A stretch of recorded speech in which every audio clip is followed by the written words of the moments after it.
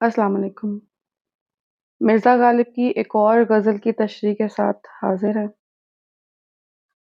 सामईन, तशरीह से क़बल आपसे एक अहम बात करना चाहती हूँ कि मैं जितनी भी तशरीहात पेश करती हूँ, सब मैं अपनी समझ और महदूद इल्म के मुताबिक पेश करती हूँ। ये तमाम तशरीहात मेरे ज़ाती ख़यालात का इज़हार होता है, जो मैं किसी शेर को पढ़कर महसूस करती हूँ, उसी का इज़हार आपके सामने करती हूँ।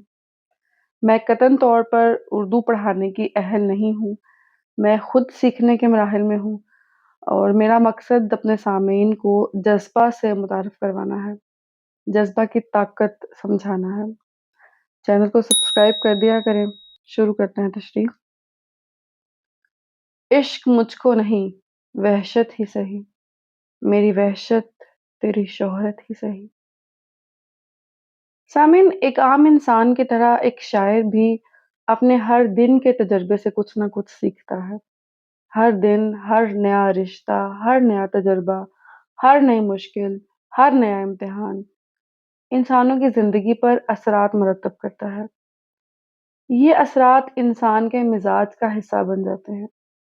जिसे आप देखते हैं कि कोई इंसान वक्त गुजरने के साथ साथ तल्ख हो जाता है, किसी में खुदसरी परवान चढ़ जाती है, तो कोई नरम खो हो जाता है, कोई आस और उम्मीद की बातें करने वाला बन जाता है।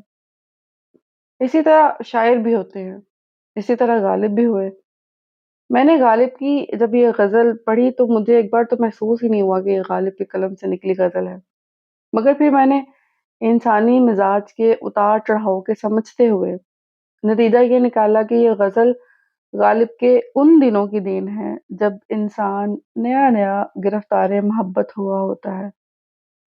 जब इंसान महबूब का दीदार हासिल करने के लिए खुद की अना, खुद की इज़्ज़त-ए-नफ़्स तक को कुर्बान करने के लिए तैयार रहता है। आइए शेर की तशरीह शुरू करते हैं और हम हर शेर के हवाले से इब्तिदाए इश्क के जज़्बे को समझने की कोशिश करेंगे। सामीन, ज़ालिम और हसीन महबूब का इश्क आशिक पर दीवानगी तारी कर देता है और महबूब ऐसे दीवानेपन से इब्तिदा में तो शायद महज़ूज़ होते होंगे, मगर ये दीवानापन ज़्यादा देर जारी रहे तो महबूब को बदनामी का डर होने लगता है। फिर वो आशिक के दीवानावार इश्क को वहशत, पागलपन का नाम देकर पीछा छुड़ाना चाहता है। मगर आशिक को जैसे इस वहशत का नशा होने लगता है, वो अपने इश्क को वहशत कहलाए जाने पर भी मोतरज़ नहीं। वो कहता है, मेरी ये वहशत, मेरा ये दीवानापन, मेरा ये पागलपन तो तेरे लिए है। तू देख तो, मेरे वहशत में डूबे शेर सुनकर दुनिया कैसे सर धुनती है, कैसे सब वाह-वाही करते हैं। तेरे इश्क ने मुझे दुनिया के सामने मकबूल कर दिया है, मगर दरअसल ये मेरी नहीं, बल्कि तेरी मकबूलियत है, तेरी शोहरत है कि जिसकी मोहब्बत के फसाने मेरी शायरी में छपे हैं। कता कीजिए ना ताल्लुक हमसे, कुछ नहीं है तो अदावत ही सही। सामीन, ये शेर फिर गालिब के अनापसंद मिजाज के बरक्स अपने महबूब की मिन्नत कर रहा है। महबूब हर तरह का ताल्लुक ख़त्म कर देना चाहता है। वो मोहब्बत व आशिकी जो दोनों के माबैन थी, उसे भूल कर अपना रास्ता जुदा करने वाला है। मगर गालिब यहाँ उससे ताल्लुक का सिलसिला जोड़े रखने की भीख माँग रहे हैं। सामीन, राज़ की बात है, मगर आपसे कह दूँ तो क्या हर्ज है कि गालिब मिन्नत करते, भीख माँगते मुझे बिल्कुल नहीं भा रहे। गालिब के रेफ़रेंस से ये बातें करना भी मुझे मुश्किल लग रहा है, मगर क्या करें, इश्क ने निकम्मा कर दिया गालिब को वरना आदमी तो थे वो बड़े काम के। ख़ैर, गालिब गालिब क्या कोई भी सच्ची और पाक मोहब्बत करने वाला ज़िंदगी अपने महबूब के वजूद के बगैर तसव्वुर भी नहीं कर सकता। गालिब ने महबूब को अपनी ज़िंदगी में रखने के लिए राह ये निकाली है कि महबूब से मतमन्नी है कि चाहे दुश्मन बनकर रह, मगर मेरे से ताल्लुक़ में रह, कि मैं तुझसे ला ताल्लुक़ी बर्दाश्त नहीं कर सकता। वो जैसे अहमद फराज ने भी कहा ना कि रंजिश ही सही, दिल ही दुखाने के लिए आ फिर से मुझे छोड़ के जाने के लिए आ, कुछ तो मेरे पिंडारे मोहब्बत का भरम रख। تو بھی تو کبھی مجھے منانے کے لیے آ، کس کس کو بتائیں گے جدائی کا سبب ہم، تو مجھ سے خفا ہے تو زمانے کے لیے آ، پہلے سے مناسب نہ سہی پھر بھی کبھی تو رسموں رہے دنیا ہی نبھانے کے لیے آ، ایک عمر سے ہوں لذت گریا سے بھی محروم، اے راحت جاں مجھ کو رلانے کے لیے آ، اب تک دل خوش فہم کو ہے تجھ سے امیدیں، یہ آخری شمع بھی بجھانے کے لیے آ، تو جو یہ جو جذبہ ہے نا کہ تو ہی آ کسی بہانے بس آ، تو سامعین یہ بھی ایک یونیورسل ایموشن ہے، زندگی میں سب پر کبھی نہ کبھی ضرور آتا ہے، مگر میرے نزدیک یہ جو جذبہ ہے یہ وقتی ہونا چاہیے، اس کو خود پر ہمیشہ کے لیے طاری نہیں کر لینا چاہیے، خود کو یا کسی کو یہ کہنا کہ میری زندگی کا تصور فلاں ایک شخص یا چیز کے بغیر نامکمل ہے، یہ زندگی جیسی نعمت کی ناشکری ہے۔ اگر آج آپ کو یہ لگ رہا ہے تو آج کے دن لگ لینے دیجیے، مگر اس جذبے کے ساتھ تمام عمر جینا نہیں ہے، اپنی زندگی خود جینی ہے، اپنا سہارا خود بننا ہے، خود کو مایوسیوں سے خود نکالنا ہے۔ میرے ہونے میں ہے کیا رسوائی، اے وہ مجلس نہیں خلوت ہی سہی۔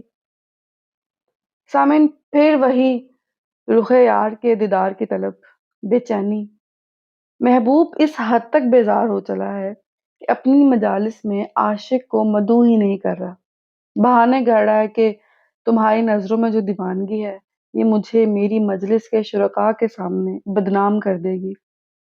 اب عاشق کیسا بھولا ہے، سمجھنے کو تیار ہی نہیں ہے کہ عشق تب ہی پار لگ سکتا ہے جب طرفین یعنی دونوں جانب سے ایک جتنی بے چینی ہو۔ اب محبوب آنے بہانے نظر انداز کر رہا ہے، اسے اپنی بدنامی کا ڈر ہے، مگر یہ عاشق صاحب پھر سے منت کرنے لگے ہیں کہ اگر مجلس میں میرے ہونے سے رسوائی کا ڈر ہے، ویسے میرے ہونے سے کیوں رسوائی ہوگی، جب سب موجود ہو سکتے ہیں تو میں کیوں نہیں؟ اچھا چلو اگر ہے بھی تو پھر مجھے خلوت میں ہی اپنے سے ملاقات کا موقع دے دو۔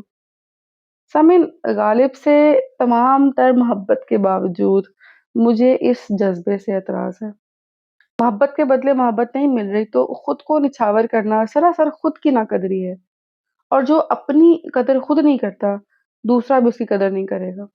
خود کو لٹانا ہے تو ان کے لیے لٹاؤ جو آپ کے لیے لٹنے کو تیار بیٹھا ہے۔ ہم بھی دشمن تو نہیں ہیں اپنے، غیر کو تجھ سے محبت ہی سہی۔ اب تو حد ہی ہو گئی ہے اپنی ذات کو ہلکا کرنے کی، محبوب سیدھا کہہ رہا ہے کہ جاؤ بھائی اپنی راہ لو، تم سے زیادہ چاہنے والا مل گیا مجھے، مگر یہ بھولا عاشق بضد ہے کہ ہوگی اسے تم سے محبت تو ہوتی رہے، مگر میں خود کا دشمن تو نہیں ہوں نا جو تمہیں اس غیر اس رقیب کے لیے چھوڑ دوں، حالانکہ یہی اصل دشمنی ہے خود کے ساتھ۔ تم سے محبت کرنا تو مجھے زندگی جینے کی طاقت دیتا ہے، تو میں کیسے زندگی جینا چھوڑ دوں؟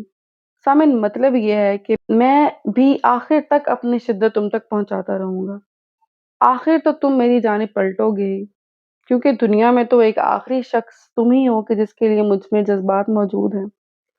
سامعین یہ دوبارہ سے وہی بات ہے کہ خود کی عزت خود کے وقار کو خود ضرب لگانا ہے، گو غالب کی شاعری میں ہمیں زیادہ تر انا خودی اور وقار کا جذبہ نمایاں ملتا ہے، مگر غالب تھے تو انسان ہی، ہر طرح کے جذبے کا تجربہ محسوس کیا ہوگا، تو کسی وقت میں جذبے کی کمزوری میں ایسا بھی ہوا ہوگا کہ اپنی انا تک قربان کر دینا چاہتے ہوں گے، مگر یہ جذبہ غالب پر زیادہ دیر حاوی نہیں رہا، کیونکہ ان کی تمام شاعری ہمارے سامنے ہے، وہ تو آہو فریاد کو سخت ناپسند فرماتے تھے، کہتے ہیں نا کہ وہ کسی کو دے کے دل کوئی نواز سنجے فغاں کیوں ہو، نہ ہو جب دل ہی سینے میں تو پھر منہ میں زباں کیوں ہو۔ سامعین کے جو میں حوالے کے لیے جو بھی کوئی شعر بیان کرتی ہوں، زیادہ تر کی جو تشریحات ہیں وہ میں نے پہلے سے بیان کی ہوتی ہیں، تو میں لنک جو ہے وہ بھی ڈسکرپشن میں دے دیتی ہوں، تو آپ لازمی جا کے دیکھا کیجیے۔ اپنی ہستی ہی سے ہو جو کچھ ہو، آگہی گر نہیں غفلت ہی سہی۔ یہ نا سامعین آگے ہمارے غالب واپس اپنی روش پر that I love about him۔ اب اس شعر میں فلسفہ خودی بھی موجود ہے اور فلسفہ زندگی بھی، ویسے فلسفہ خودی ہی اصل میں فلسفہ زندگی ہے۔ فرماتے ہیں کہ انسان کے لیے اس کی ہستی، اس کی ذات سب کچھ ہے۔ اس کی یہ ذات اس سے بلند و بالا آسمان تک بھی لے جا سکتی ہے اور شاید اندھیروں میں بھی غرق کر سکتی ہے۔ مگر ہم دوسرا مصرع پڑھیں تو وہ شاید بلندیوں پر لے جانے کی ہی بات کر رہے ہیں۔ فرماتے ہیں کہ خود کی ذات سے آگاہ ہو جانا، خود کی ذات کو پہچان لینا، اس سے واقفیت حاصل کر لینا، انسان کو خدا سے ملا دیتا ہے۔ وہ ایک مشہور قول بھی ہے کہ جس نے خود کو پا لیا اس نے خدا کو پا لیا۔ پھر کہتے ہیں کہ خود سے غافل ہو جانا، خود کو فراموش کر دینا بھی معرفت خدا بندی کے حصول کا ایک ذریعہ ہے۔ مراد یہ ہے کہ اپنی ذات سے بیگانہ ہو کر، خود کی ہستی کو بھول کر ہم خدا کو پا سکتے ہیں، بلکہ ایسے ہی خدا کو پایا جا سکتا ہے۔ خود سے آگاہ ہو جانا بھی الٹیمیٹلی ہمیں خود کو بھول جانا سکھاتی ہے کہ اصل وجود خدا کا ہے۔ اقبال کے بھی ریسنٹلی میں نے ایک غزل کی تشریح پیش کی تھی کچھ دن پہلے۔ اس کا ایک شعر تھا کہ میں جبھی تک تھا کہ تیری جلوائے پیرائی نہ تھی، جو نمود حق سے مٹ جاتا ہے وہ باطل ہوں میں۔ تشریح آپ ملاحظہ کر سکتے ہیں۔ عمر ہر چند کے ہے برکے خرام، دل کے خوں کرنے کی فرصت ہی صحیح۔ زندگی کے دن تو کٹے جا رہے ہیں، عمر تیزی سے اپنے اختتام کے سفر پر گامزن ہے، مگر یہ جو چند لمحوں کی مہلت میسر ہے، اسے کسی کام میں لاؤ، اسے برباد نہ کرو، قدر کرو اس کی۔ یہ فرصت ملی ہے کہ اپنے مقصد کو پہچانو، اس کے لیے مشقت اٹھاؤ اور دنیا سے جانے سے پہلے اپنا نام زندہ کر کے جاؤ۔ ہم کوئی ترک وفا کرتے ہیں، نہ عشق مصیبت ہی صحیح۔ سامن یہ شعر پھر اسی جذبے کے زیر اثر ہے کہ محبوب کو کسی بھی طرح رام کر کے چھوڑنا ہے۔ عشق مصیبت بن کر نازل ہو چکا ہے، چین و سکون سب برباد ہو گیا ہے۔ زندگی کے مصائب اور رنجشوں سے کچھ وقت کی آزادی محسوس کرنے کے لیے عشق کا سہارا لیا تھا، اب یہ عشق سب سے بڑی مصیبت بن چکا ہے۔ مگر عاشق کو اب بھی وفا کرنی ہے، اپنے محبوب پر ثابت کرنا ہے کہ وہ بے حد وفا شعار ہے۔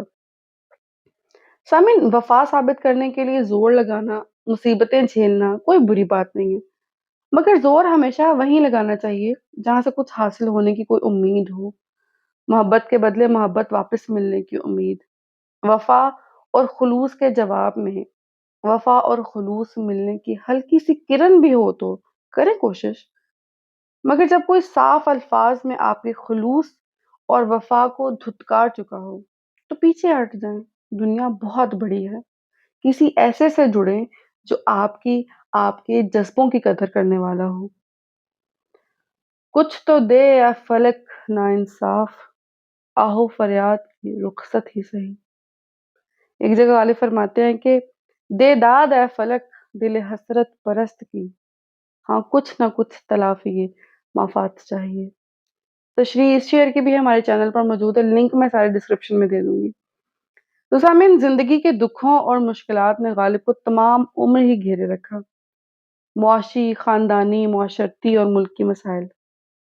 ایک حساس دل کے ہوتے غالب کے دل و دماغ پر ان مصائب نے کافی اثرات چھوڑے، مگر غالب تھے تو زندہ دل انسان۔ انہوں نے غم برداشت کیے، مصیبتوں کو گلے سے لگایا، رنج و الم کو دیکھ کر مسکرائے، غرض ہر طرح کے مشکل حالات میں آہو فریاد کرنے سے، رونے دھونے سے گریز کیا، مگر آخر تھے تو جذبات سے بھرپور انسان ہی۔ لوگوں کے سامنے نہ صحیح مگر دل تو روتا ہی ہوگا، دل تو فریاد کرتا ہی ہوگا۔ تو ایسے میں سیدھا فلک یعنی اپنی تقدیر، اپنی قسمت سے مخاطب ہوتے ہیں، کبھی اس سے اور کچھ نہیں تو ان تمام مشکلات کو سہنے کے بدلے ایک داد کا سوال کرتے ہیں۔ اور اس شعر میں جیسے تھکے ہارے عرض کر رہے ہیں کہ اور کچھ اچھا تو میری تقدیر میں شاید نہیں ہے، مگر چند روز تو کم از کم ایسے دے دے کہ یہ دل آہو فریاد کرتا شور نہ مچائے، صرف اتنا ہی کر دے تو کچھ پل سکون کے مل جائیں۔ ہم بھی تسلیم کی خو ڈالیں گے، بے نیازی تیری عادت ہی صحیح۔ اب یہ شعر پھر جس غالب کو میں جانتی ہوں ان کے مزاج کے خلاف ہے۔ ہمارے تو غالب کا کہنا ہے کہ وہ اپنی خو نہ چھوڑیں گے، ہم اپنی وضع کیوں بدلیں۔ सुबकसर बन के क्या पूछें कि हमसे सरगिरां क्यों हो। मगेशियन में कह रहे हैं कि तेरी बेनियाजी, तेरी लापरवाही, तेरे नज़रअंदाज करने के तमाम अंदाज के आगे हमारा सरे तस्लीम खम। तो इस झुकी गर्दन पर तलवार भी चला दे तो हमारे लब से आह नहीं निकलेगी। तो फैज़ ने भी कहा शायद एक मौके पे कि एक तर्ज़ तगाफुल सो वो उनको मुबारक, एक अर्ज़ तमन्ना है सो हम करते रहेंगे। यार से छेड़ चली जाए असद, गर नहीं वस्ल तो हसरत ही सही। महबूब से शोखी और शरारत का ताल्लुक होना इंसान को अजब खुमारी में मुब्तला रखता है। इस खुमार का एक अपना नशा होता है। इंसान तमाम उम्र इस खुमार के साथ जीना चाहता है, मगर जब विसाल मुयस्सर न रहे या विसाल की उम्मीद दम तोड़ जाए, तो फिर आशिक इस खुमार का मज़ा ख़यालों में, अपनी हसरतों में लेता है। ये भी सामने एक जज़्बा है। हम और आप ज़िंदगी में लाज़िमन कभी न कभी इस जज़्बा का ज़ायक़ा चख चुके हैं। तो सामईन आज की तशरीह हमारी मुकम्मल हुई। किसी को मेरी एक्सप्लेनेशन से कोई इख्तिलाफ़ महसूस हो तो आप बिल्कुल कमेंट सेक्शन में इसका इज़हार कर सकते हैं। आपके फ़ीडबैक का इंतज़ार रहेगा। खुदा हाफ़िज़।